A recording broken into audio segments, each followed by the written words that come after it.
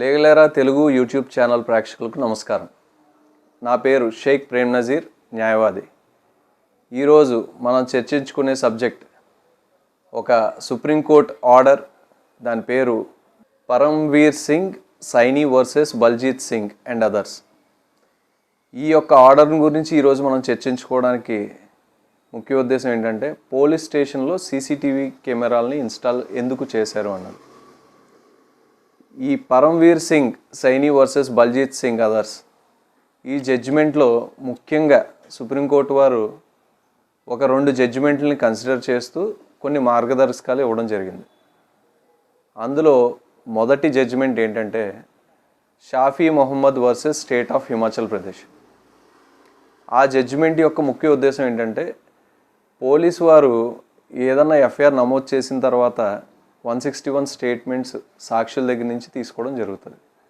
ఆ 161 స్టేట్మెంట్స్ యొక్క జెన్యూనిటీ గురించి నిర్ధారించడానికి సీసీటీవీ కెమెరాస్ ఉంటే మంచిదని భావించి కోర్టు వారు ఫోటోగ్రఫీ, వీడియోగ్రఫీ బేస్ చేసుకొని 161 స్టేట్మెంట్స్ తీసుకుంటే దాని యొక్క జెన్యూనిటీ ప్రాపర్గా ఉంటుంది అన్న ఉద్దేశంతో Shafi Mohammad versus state of Himachal ప్రదేశ్లో ఈ విషయాన్ని చెప్పడం జరిగింది. అదేవిధంగా రెండో జడ్జిమెంట్ ఏదైతే DK Basu versus state of West Bengal అనే జడ్జిమెంట్లో కూడా installation of CCTV cameras in prisons అని చెప్పడం జరిగింది. అంటే జైలుల్లో సీసీటీవీ కెమెరాలని కంపల్సరీ ఇన్స్టాల్ చేయాలి. తద్వారా ఎవరైతే ఇన్మేట్స్ అంటే ముద్దాయిలు ఉంటారో వాళ్ళ యొక్క మానవ హక్కులకి భంగం జరగకుండా ఉండేదానికి, వాళ్ళకి రక్షణ కల్పించే విధంగా, అదేవిధంగా వాళ్ళ యొక్క డిసిప్లిన్ని కూడా మానిటర్ చేసే విధంగా ఉంటుందన్న ఉద్దేశంతో డీకే బసు ఈ మార్గదర్శకాలు చెప్పడం జరుగుతూ, వాటితో పాటు మరికొన్ని మార్గదర్శకాలు కూడా కోర్టు వారు ఇవ్వడం జరిగింది. ఇప్పుడు మనం ఏదైతే చర్చించుకుంటున్నామో Paramvir Singh Saini versus Baljeet Singh and others కేసులో సుప్రీంకోర్టు వారు 3 డివిజనల్ బెంచ్ ద్వారా నారిమన్ గారు చెప్పడం ఏంటంటే, సీసీటీవీ కెమెరాలు ప్రతి పోలీస్ స్టేషన్లో కూడా ఉండాలి. అలాగే ఇన్వెస్టిగేటివ్ ఏజెన్సీస్లో కానీ, అలాగే ప్రిజన్స్లో కానీ ఈ సీసీటీవీ కెమెరాలు ఉండడం వల్ల అందులో ఉన్న ముద్దాయిలు కానీ, పోలీస్ కస్టడీలో ఉన్నవారు కానీ వారి యొక్క డిసిప్లిన్ లెవెల్స్ చెక్ చేసుకోవడానికి ఉంటుంది. అదేవిధంగా వాళ్ళ యొక్క మానవ హక్కులు కూడా అంతరాయం కలగకుండా వాళ్ళ యొక్క మానవ హక్కుల్ని రక్షణ కల్పించే విధంగా కూడా ఉండాలనే ఉద్దేశంతో ఈ మార్గదర్శకాలు చెబుతూ Param Bir Singh Saini versus Baljeet Singh and others కేసులో 2 కమిటీలను కూడా ఏర్పాటు చేయడం జరిగింది. అందులో మొదటిది ఎస్ఎల్ఓసి స్టేట్ లెవెల్ ఓవర్సైట్ కమిటీ అని ఒకటి, డిస్ట్రిక్ట్ లెవెల్లో డిస్ట్రిక్ట్ లెవెల్ ఓవర్సైట్ కమిటీ అని 2. ఈ కమిటీలను కూడా వేసి తద్వారా ఈ సీసీటీవీ కెమెరాల యొక్క మాల్ ఫంక్షనింగ్ జరగకుండా ప్రాపర్గా ఇన్స్టాలేషన్ జరగాలి. అది కూడా లాకప్ రూముల్లోనూ, ఎంట్రీస్లోనూ ఎక్కడైతే అవసరమో అక్కడ ప్రతి చోట కూడా సీసీటీవీ కెమెరాస్ ఉండాల్సిన అవసరం ఎంతైనా ఉంది.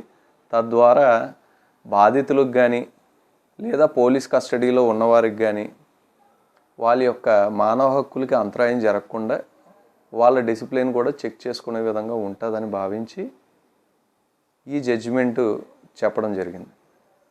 కాబట్టి ప్రజలందరూ కూడా ఈ జడ్జిమెంట్ గురించి పూర్తి వివరాలు తెలుసుకొని, ఒకవేళ వీళ్ళు ప్రేక్షకులు కూడా ఎవరన్నా పోలీస్ స్టేషన్లో ఏమన్నా ఇబ్బందులకు గురైతే పోలీసు వారి యొక్క హెరాస్మెంట్కి కానీ, టార్చర్కి కానీ, అసాల్ట్కి కానీ, లేకపోతే మిస్బిహేవ్కి కానీ, లేదా మిస్కండక్ట్కి కానీ ఏదన్నా గురైతే అక్కడ ఆల్రెడీ సీసీటీవీ కెమెరాలు ఇన్స్టాల్ చేయబడినాయి కాబట్టి ఆ సీసీటీవీ కెమెరా ఫుటేజీలు కూడా 18 నెలల వరకు భద్రపరచాలని చెప్పి కోర్టు వారు చెప్పడం జరిగింది. కాబట్టి ఆ సదరు ఫుటేజ్ని ఆ సంబంధిత పోలీస్ స్టేషన్ వారి దగ్గర నుంచి మీరు తీసుకొని సదరు పోలీస్ అధికారి ఎవరైతే మీ పైన అసభ్యంగా ప్రవర్తించడం కానీ, దురుసుగా ప్రవర్తించడం కానీ, వాళ్ళు డ్యూటీ పరంగా కాకుండా వాళ్ళు డ్యూటీని వైలేట్ చేసే విధంగా ఏదన్నా చర్యలకు పాల్పడితే మీరు ఆ ఎవిడెన్స్లు తీసుకొని మీరు సంబంధిత అధికారులకి, తద్వారా సంబంధిత కోర్టుకి వెళ్ళి సదరు పోలీస్ అధికారిపై కంప్లైంట్ చేయవచ్చు.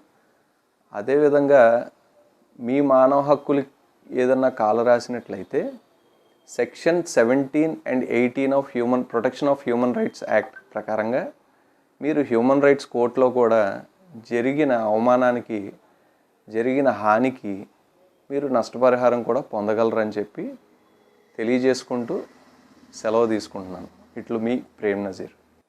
మీ సమస్యలు, సందేహాల కొరకు స్క్రీన్పై కనిపిస్తున్న నెంబర్ను సంప్రదించండి.